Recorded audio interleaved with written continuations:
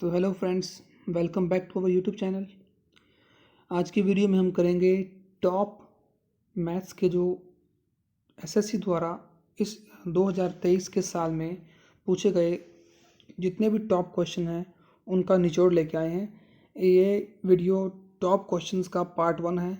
अगर इस वीडियो को अच्छा रिस्पांस मिलेगा तो नेक्स्ट वीडियो में और क्वेश्चन भी आपके लिए लाएंगे। तो ज़्यादा समय ना गवाते हुए चलिए शुरू करते हैं फर्स्ट क्वेश्चन के साथ। फर्स्ट क्वेश्चन आपकी स्क्रीन पर देखिए। एक नाव को बिंदु ए से बिंदु बी तक धारा के अनुकूल जाने तथा ए और बी के बीच मध्य बिंदु सी तक वापस आने में कुल 20 घंटे लगते हैं। मतलब कह रहा है कि ए से कोई पॉइंट ए है और वहाँ से अगर हम पॉइंट बी तक जाएंगे और वापस आएंगे मध्य बिंदु में, ए और बी के बीच में जो मध्य बिंदु है मतलब कि मिड पॉइंट है सी, वहाँ तक वापस आना है तो उसमें उसको कुल 20 घंटे लग रहे हैं। धारा की गति 5 किलोमीटर प्रति घंटा है और शांत पानी में नाव की गति 10 किलोमीटर प्रति घंटा है। तो मतलब हमें धारा की गति भी दी हुई है और नाव की गति भी दी गई है। यहाँ पे हमें बोट की जो स्पीड है वो भी दी हुई है और जो वाटर है, धारा है, उसकी जो स्ट्रीम है उसकी भी स्पीड आपको दी गई है। ए और बी के बीच की दूरी ज्ञात कीजिए। तो हमने ए और बी के बीच में कितनी दूरी है वो पता करनी है। तो चलिए, और ये वाले जो क्वेश्चन है ये इम्पोर्टेंट है क्योंकि ये एसएससी एमटीएस की फर्स्ट शिफ्ट में पूछा गया है। 2023 का जो है एसएससी एमटीएस का जो एग्ज़ाम हुआ है उसमें ये क्वेश्चन पूछा गया है। तो ये वाला क्वेश्चन इंपॉर्टेंट है। तो चलिए शुरू करते हैं। हमारे पास जो ए पॉइंट है वहाँ से हमने बी पॉइंट तक जाना है और बी पॉइंट से वापस सी पॉइंट तक आना है। तो इसमें उसको 20 घंटे लग रहे हैं। तो टाइम इज इक्वल टू क्या हो जाएगा, time down stream plus time upstream. मतलब जो धारा के अनुकूल जाने में समय लगा है और जो धारा के विपरीत जाने में समय लगा है उसको टी यू लिखा है और जो अनुकूल है वो टी डी लिखा है हमने। डी का मतलब डाउन स्ट्रीम और यू का मीनिंग अपस्ट्रीम। तो जो टोटल टाइम है वो हमारे पास 20 है और जो डिस्टेंस है हमने लेट करी है कि ए टू सी जो डिस्टेंस है वो है डी और सी टू बी है वो है डिस्टेंस डी। तो ए से बी तक जो डिस्टेंस हो जाएगी टोटल वो है 2d। तो जो टाइम होता है वो हमारे पास क्या होता है, डिस्टेंस बाय स्पीड। तो डिस्टेंस हमारे पास टोटल है ए टू बी 2d और जो हमारे पास स्पीड है वो है 15 किलोमीटर पर आवर। और प्लस करेंगे इसमें टी यू वाला, मतलब यहाँ पे जो डिस्टेंस है वो हमारे पास है डी, क्योंकि बी से सी तक वापस आए हैं तो डी बाई 5 हो जाएगा। जब इनका एलसीएम लिया, हमने एलसीएम लिया 15 और जब सॉल्व किया तो हमारे पास बना 5d by 15 is equal to 20। तो 5d/15 बराबर 20 बन गया। तो जब हमने 5 से जब कट किया 15 को तो हमारे पास आया d/3। तो 3 को हमने मल्टीप्लाई कर दिया 20 से, हमारा जो आंसर आया d इज इक्वल टू 60।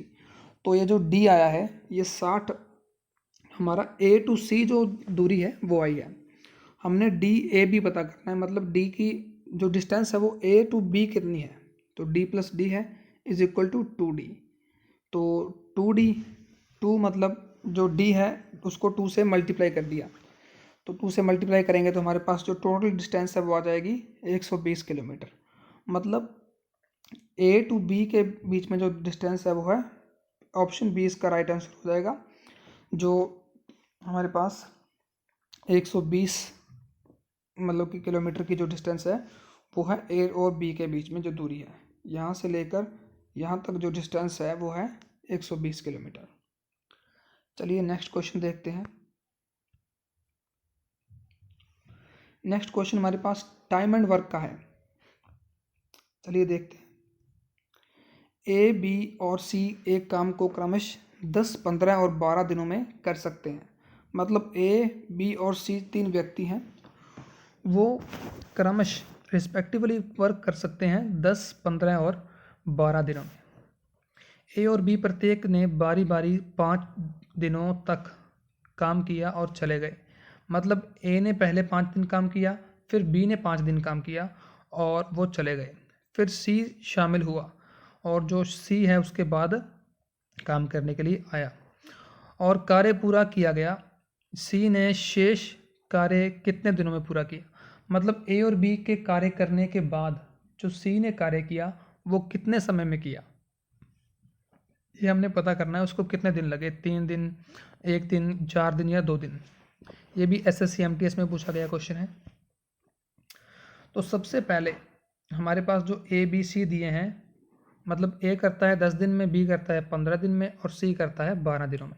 तो तीनों का एलसीएम लेंगे 60 और 10 के जो ए है वो 1 दिन में 6 काम करता है, बी है वो 4 काम करेगा और सी करेगा 5 काम, क्योंकि 60 को हमने पहले 10 से भाग किया, फिर 15 से, फिर 12 से। और ए बी सी तीनों का 1 डे वर्क आ गया हमारे पास, 1 दिन का जो काम है वो आ जाएगा। तो ए को हम 5 दिनों से, ए ने 5 दिन काम किया है तो ए को 5 से गुना करेंगे, बी ने भी 5 दिन काम किया है तो बी को 5 से गुना करेंगे और सी को हम उसका जो टाइम लगा है हमें पता नहीं वो निकालना है, उससे मल्टीप्लाई करेंगे और तीनों को ऐड करेंगे तो हमारे पास आएगा टोटल वर्क। टोटल वर्क कितना आ गया? 60। तो 6 को 5 से मल्टीप्लाई किया, क्योंकि ए 1 दिन में 6 काम करता है तो 5 दिनों में कितना करेगा? 30। और 4 को 5 से किया, बी करता है 20 काम और जो सी है वो करता है 5t इज इक्वल टू 60। और 30 और 20, 30 + 20 कितना हो गया? 50। 50 जब 60 में से माइनस किया तो हमारे पास आया 10। तो 5t इक्वल टू आ गया 10। तो अब हम जो t है वो आ जाएगा हमारे पास 2। तो जो c है उसने 2 दिनों में काम, जो बचा हुआ काम था वो 2 दिनों में किया है। तो इसका जो राइट आंसर है वो आ जाएगा ऑप्शन डी, 2। चलिए नेक्स्ट क्वेश्चन देखिए। नेक्स्ट क्वेश्चन है, शुद्ध दूध वाले एक कंटेनर से 35% दूध पानी से बदल दिया जाता है और प्रक्रिया 3 बार दोहराई जाती है। तीसरे ऑपरेशन के अंत में दूध की शुद्धता है। मतलब अगर हम इंग्लिश में देखें तो लिखा है from a container having pure milk 35% milk is replaced by water and the process is repeated thrice. मतलब कोई कंटेनर है हमारे पास, कोई एक बर्तन दिया गया है, उसमें से दूध निकाला गया है 35% और उसकी जगह उतना ही पानी डाल दिया गया है और ये प्रोसेस है, इसको 3 बार किया गया है।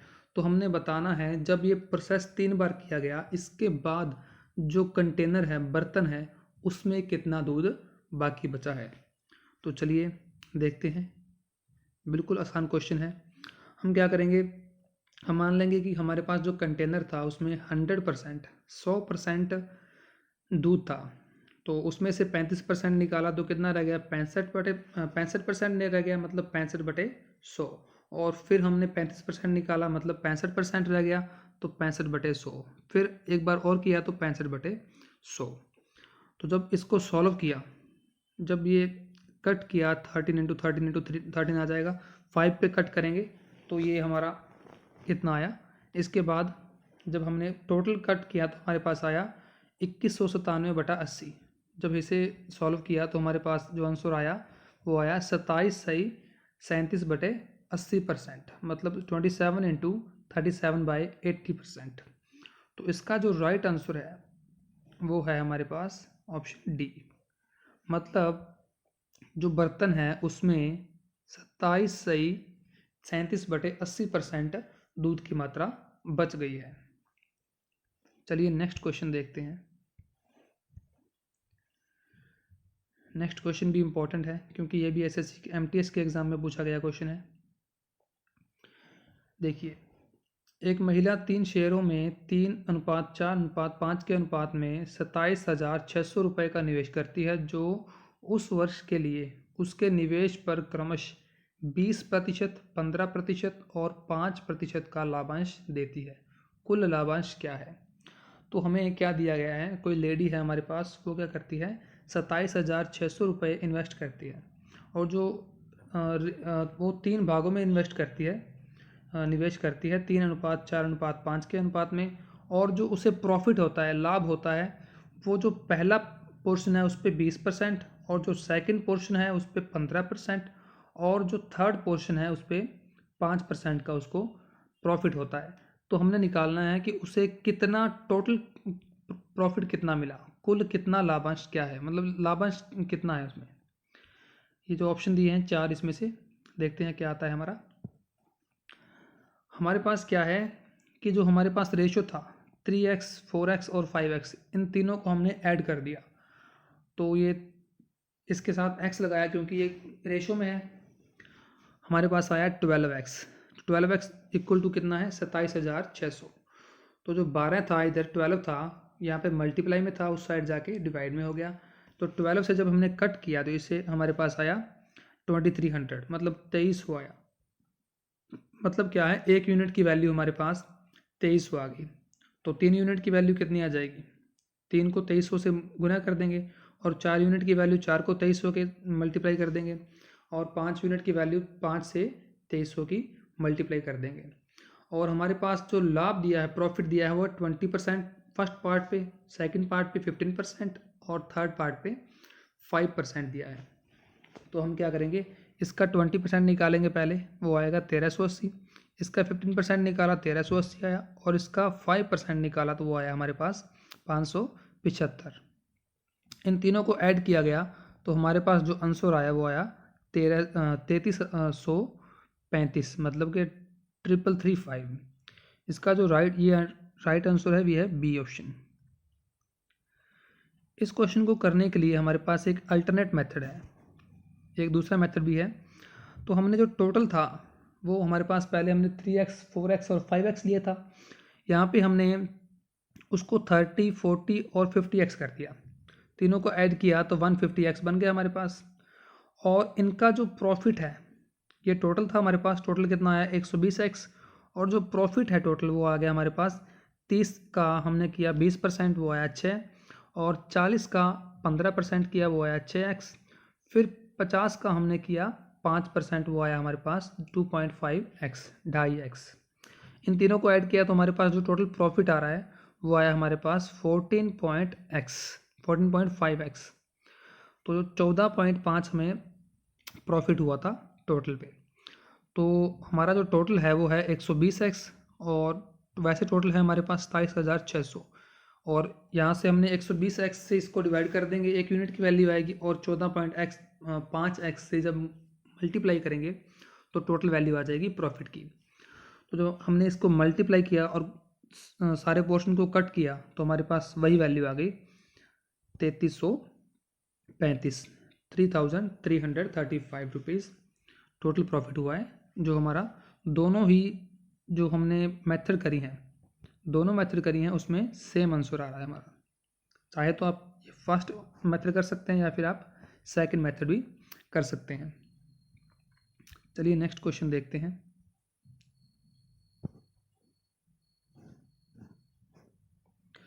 नेक्स्ट क्वेश्चन हमारे पास है,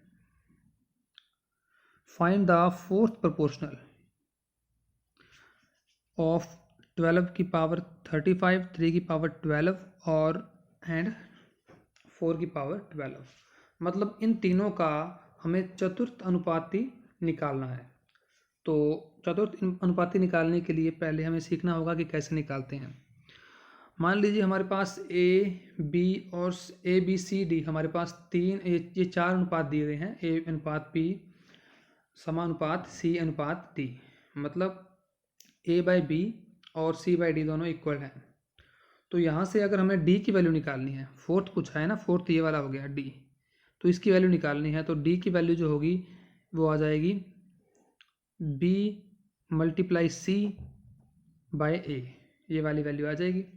मतलब जब भी हमने फोर्थ प्रोपोर्शनल निकालना है, चतुर्थ अनुपाती निकालना है, तो हमें जो सेकंड वैल्यू है, मतलब जो बी है, उसको थर्ड वैल्यू से मल्टीप्लाई करना है, और जो फर्स्ट वैल्यू है उससे डिवाइड करना है। तो देखिए हमारे पास जो सेकंड वैल्यू है बी की सी से मल्टीप्लाई करनी है और इसे ए से डिवाइड करना है, तो हमारे पास किसकी वैल्यू आ जाएगी, इस डी की वैल्यू आ जाएगी। तो चलिए देखते हैं डी इज इक्वल टू क्या हो जाएगा। बी की वैल्यू हमारे पास है 3 की पावर 12 और सी की वैल्यू है 4 की पावर 12।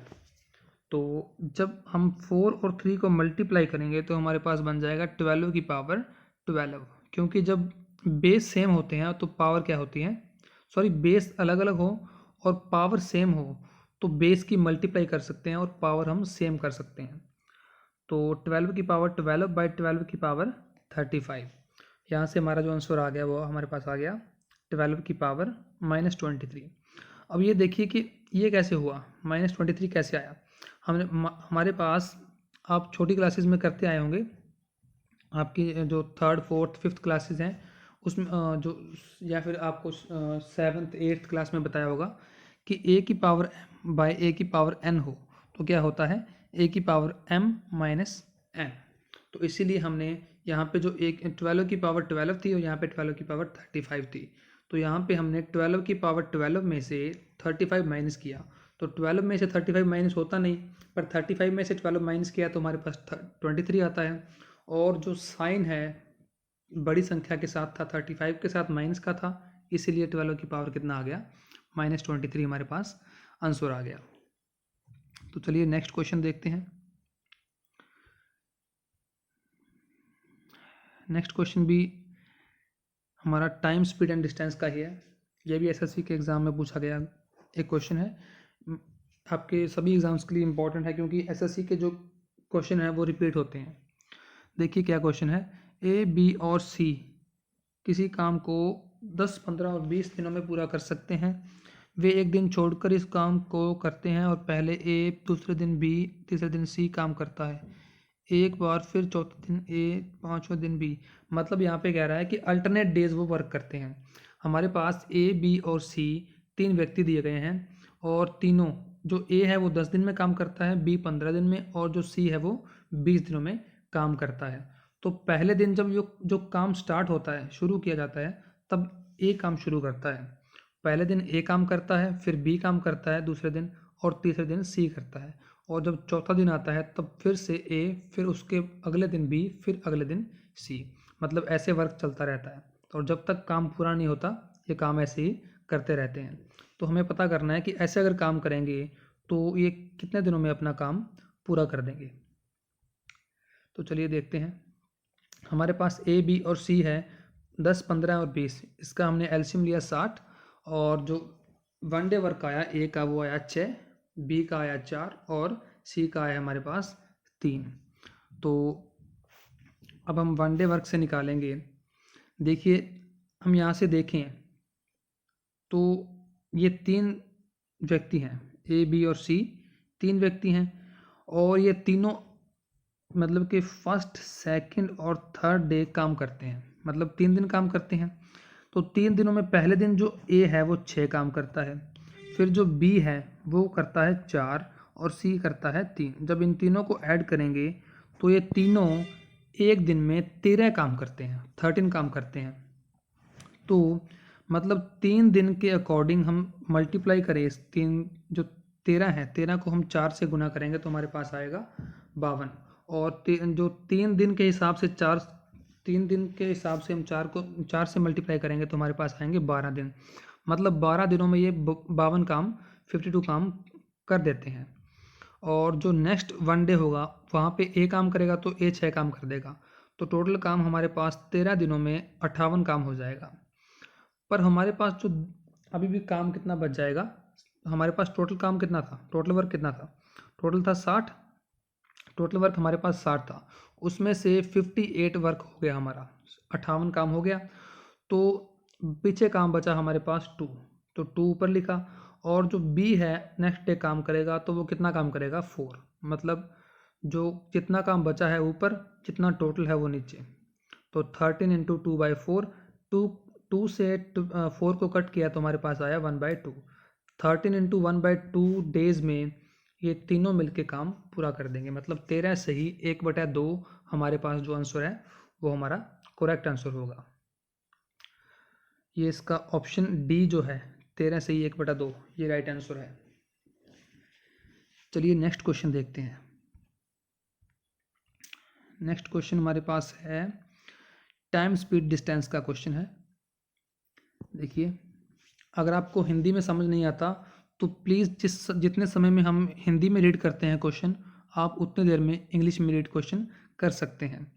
अगर अगर आपको लगता है कि हम इंग्लिश में भी क्वेश्चन रीड करना चाहिए तो हमें कमेंट में आप बता सकते हैं। हम नेक्स्ट वीडियो से जो क्वेश्चन है वो इंग्लिश में भी रीड कर लिया करेंगे। देखिए, एक साइकिल चालक 10 किलोमीटर प्रति घंटे की गति से 15 किलोमीटर की यात्रा करता है, फिर 20 किलोमीटर प्रति घंटे की गति से 15 किलोमीटर की। ये वाला क्वेश्चन भी आसान है। हमें क्या दिया है कि 10 किलोमीटर पहले हमें डिस्टेंस स्पीड दी है 10 की, उसके हिसाब से वो 15 किलोमीटर की डिस्टेंस कवर करता है। और फिर हमने 20 किलोमीटर पर आवर की जो स्पीड दी गई है उसके हिसाब से 15 किलोमीटर की डिस्टेंस कवर करता है। तो इसने डिस्टेंस जो कवर करी है उसमें हमने एवरेज स्पीड निकालनी। क्या निकालनी है? औसत गति, एवरेज स्पीड पूछी गई है। और जो साइकिल चालक है उसकी एवरेज स्पीड कितनी आएगी? तो एवरेज स्पीड आप वैसे भी कर सकते हो कि total distance by total time, पर यहाँ पे जब हमारे पास जो डिस्टेंस है सेम हो तब हमारे पास एक फॉर्मूला होता है। देखिए यहाँ पे डिस्टेंस सेम है, जो स्पीड है वो पहले तो x किलोमीटर की स्पीड से गया, फिर y किलोमीटर पर आवर की स्पीड से वापस आया। तो इसमें जो डिस्टेंस है, देखिए यहाँ से यहाँ तक गया तो ये डिस्टेंस सेम है। स्पीड जरूर चेंज हुई है पर डिस्टेंस अगर सेम हो तो हमारे पास जो एवरेज स्पीड का फॉर्मूला है वो होता है 2xy by x plus Y. मतलब जो x जाने में स्पीड है और y जो आने में स्पीड है, दोनों की मल्टीप्लाई करेंगे और 2 से मल्टीप्लाई कर देंगे, नीचे उन दोनों का सम कर देंगे, उन दोनों को जोड़ देंगे, ऐड कर देंगे। तो 2 को हमने 10 से गुना किया, फिर 20 से किया और नीचे 30। जब इनको कट किया तो हमारे पास वैल्यू आई 40/3, 40/3 हमारे पास वैल्यू आई। जब इसको हमने कट किया तो हमारे पास जो दशमलव में 2 दशमलव तक आंसर पूछा गया है, तो हमारे पास जो वैल्यू आई वो आई 13.33 किलोमीटर पर आवर, मतलब 13.33 किलोमीटर पर आवर। तो इस क्वेश्चन का हमारे पास जो डी ऑप्शन है वो हो जाएगा राइट आंसर। चलिए नेक्स्ट क्वेश्चन देखते हैं। नेक्स्ट जो क्वेश्चन है हमारे पास वो है, if 15x is equal to 24y is equal to 32z then x ratio y ratio z is equal to. मतलब हमारे पास 15x बराबर 24y बराबर 32z हो, तब हमें x अनुपात y अनुपात z पता करना है कि कितना होगा। तो ये वाला क्वेश्चन भी आसान है। देखिए हमारे पास क्या है, 15x अनुपात 24y अनुपात 32z है, हमने इसको ऐसे लिख लिया।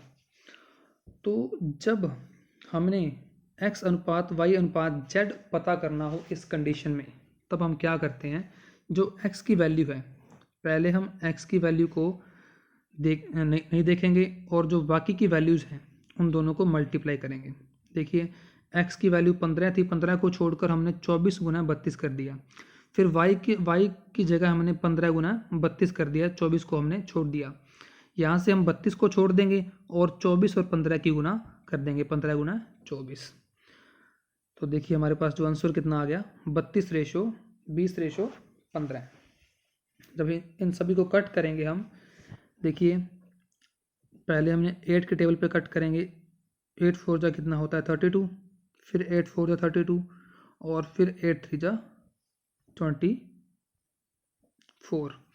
इसके बाद हम फिर कट करेंगे 3 के टेबल पे कितना आया 8, 3 के टेबल पे इसको करेंगे 5 आएगा, फिर 3 के टेबल पे इसको करेंगे 5 आएगा। अब इनमें कोई भी वैल्यू कट होने वाली नहीं है, तो 8 4 जा 32, तो हमारे पास 32 आया। 5 4 जा 20 आया हमारे पास। फिर 5 3 जा 15 हमारे पास आया 15। तो हमारा जो राइट आंसर है वो आ गया 32 रेशो 20 रेशो 15। जो सी ऑप्शन है हमारा राइट हो जाएगा। एक बार ये मेथड दोबारा देख लीजिए।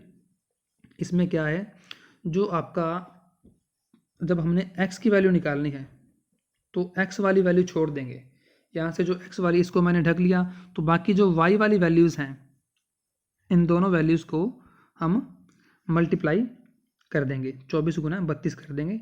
फिर उसके बाद हम 24y को छोड़ देंगे और 15 और 32 की गुना कर देंगे। फिर हम 32 को छोड़ देंगे और 24 और 15 की गुना कर देंगे, और जो रेशो है उनमें हम कट करके पूरी वैल्यू, जब तक वो पूरी फुल वैल्यूज कट नहीं हो जाती तब तक उन्हें कट करेंगे। उसके बाद जो हमारा आंसर आ जाएगा वो हमारा राइट आंसर होगा। तो यहाँ से जो सी ऑप्शन है हमारा राइट आंसर है। चलिए नेक्स्ट क्वेश्चन देखते हैं। नेक्स्ट जो क्वेश्चन हमारे पास है ये आपका मेंसुरेशन से क्वेश्चन है। शायद इसके नेक्स्ट वाला क्वेश्चन भी मेंसुरेशन का ही है। चलिए देखते हैं। If the length of the longest diagonal of a cubical box root 300 centimetre. तो कोई हमारे पास क्यूबिकल बॉक्स है, मतलब घनाकार डिब्बा है हमारे पास कोई, उसका जो डायगोनल है, विकर्ण है, उसका हमें वैल्यू दी गई है रूट 300।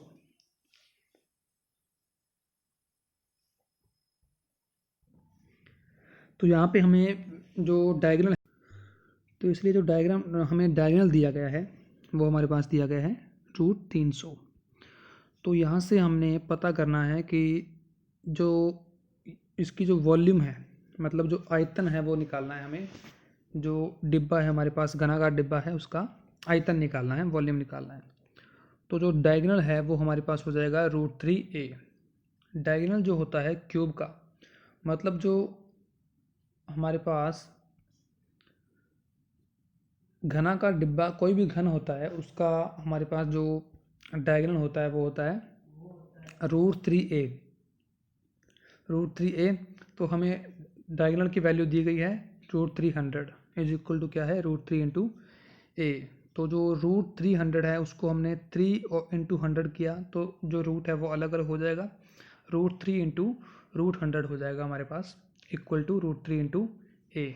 और हमने यहाँ से रूट 3 को रूट 3 से कैंसिल कर दिया, और जो रूट 100 है उसकी वैल्यू हो जाएगी 10, क्योंकि 100 का रूट जो होता है वो होता है 10। तो जो ए है हमारे पास, जो साइड है, उसकी वैल्यू आ गई 10। हमारे पास साइड 10 आ गई। तो वॉल्यूम निकालना हो तो वॉल्यूम हमारे पास जो क्यूब का है, क्यूब का वॉल्यूम होता है साइड क्यूब, मतलब ए का क्यूब हो जाएगा। घन का जो हमारे पास आयतन होता है वो भुजा की पावर 3 होता है, भुजा का क्यूब होता है।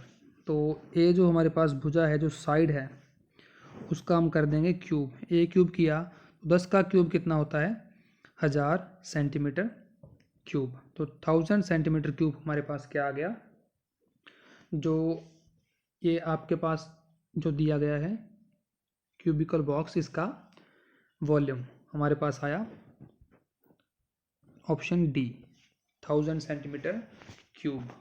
तो चलिए नेक्स्ट क्वेश्चन देखते हैं। नेक्स्ट क्वेश्चन भी मेंसुरेशन का है, ये भी 3D मेंसुरेशन का क्वेश्चन है। देखिए हमारे पास दिया गया है, a right circular cone is 9.8 centimetre high with the radius of base 4 centimetre. It is melted to recast into right circular cone with the radius of its base 3.5 centimetre, find its height. तो देखिए इस question में क्या क्या कहा गया है कि हमारे पास कोई राइट सर्कुलर कोन है, एक लंब वृत्तीय शंकु है, जिसकी हमें ऊंचाई दी गई है, हाइट दी गई है 9.8 सेंटीमीटर, और इसका जो रेडियस है वो है 4 सेंटीमीटर, और इसे पिघलाया गया है, और पिघलाकर एक शंकु में ही बदल दिया गया है, एक और शंकु में बदल दिया गया है, जिसका जो रेडियस है, जो अर्ध व्यास है, जो त्रिज्या है, वो है हमारे पास 3.5 सेंटीमीटर। तो जो नया हमारे पास शंकु बना है, नया कोन बना है, उसकी हमने अभी ऊंचाई निकालनी है, हाइट निकालनी है। तो जब भी हम किसी भी 3D, मतलब कि मेंसुरेशन में, 3D मेंसुरेशन में किसी भी फिगर का जब हम ऐसे वाला क्वेश्चन करते हैं जिसमें मतलब कि उस जो भी आपको वस्तु दी गई है, चाहे कोन हो, सिलेंडर हो, स्फीयर हो, उनको अगर मेल्ट किया गया है, पिघलाया गया है, तब दोनों की जो वॉल्यूम है, पिघलने से पहले और पिघलने के बाद, दोनों जो वॉल्यूम्स हैं, आयतन है, वो बराबर रहेंगे। तो हम क्या करेंगे, यहाँ पे हमें बोला गया है कि पाई की वैल्यू हमने 22/7 यूज़ करनी है, पर हम इस क्वेश्चन में पाई की वैल्यू यूज़ नहीं करेंगे, क्योंकि हमारे पास जो पहला शंकु है उसका जो वॉल्यूम है, उसका वो कितना होगा, 1/3 पाई R1 स्क्वायर H1। R1 जो है वो पहले शंकु का की त्रिज्या है या फिर रेडियस है, और जो R2 है वो सेकंड कोण की या शंकु की त्रिज्या या फिर रेडियस है। तो 1/3 पाई R1 स्क्वायर H1 इक्वल कर देंगे 1/3 पाई R2 स्क्वायर H2, और यहाँ से जो हमारा 1/3 और 1/3 कैंसिल हो जाएगा, पाई से पाई कैंसिल हो जाएगा, और R1 का स्क्वायर मतलब 4 × 4, और जो H1 है वो है 9.8, और जो R2 का स्क्वायर है वो है 3.5 × 3.5, और H जो है H2 यहाँ पे क्या है H2 है। तो जो H2 की वैल्यू है वो यहाँ से निकाल लेंगे हम। जो हमारे पास 3.5 है उसे लिख लिया हमें 35/10, यहाँ पे 10 लिख लेंगे नीचे, और जो पॉइंट है वो कट हो जाएगा, यहाँ से पॉइंट कट हो जाएगा और इसका पॉइंट भी कट हो जाएगा, नीचे 10 लगा देंगे। तो इस साइड ये मल्टीप्लाई में है, उस साइड जब जाएंगे तब 35/10 जो है वहाँ पे 10/35 हो जाएगा, और ये वाला भी 10/35 हो जाएगा, और ये 9.8 है ये हो जाएगा 98/10, 98/10 हो जाएगा। जब इस जो हमारे पास इक्वेशन बन गई है इसको सॉल्व करेंगे तो हमारे पास जो आंसर आएगा वो आएगा 64/5। तो H है जो H2 है उसकी वैल्यू आ जाएगी हमारे पास, कितनी आ जाएगी H2 की वैल्यू 64/5। जब 64 को 5 से डिवाइड करेंगे तो हमारे पास जो टोटल करेक्ट आंसर है वो आएगा हमारे पास 12.8 सेंटीमीटर। तो इस क्वेश्चन का जो राइट आंसर है वो हमारा हो जाएगा ऑप्शन सी, 12.8 सेंटीमीटर जो है राइट आंसर हो जाएगा इस क्वेश्चन का आंसर। तो इस वीडियो में इतना ही। होप करते हैं आपको ये वीडियो अच्छी लगी होगी। अगर आपको ये वीडियो अच्छी लगती है हमारे चैनल को सब्सक्राइब करें, हमारी वीडियोस को शेयर करें, और वीडियो को जितना हो सकता है लाइक करें, और कमेंट में बताएं कि हमारी वीडियो आपको कैसी लगी। Thank you friends.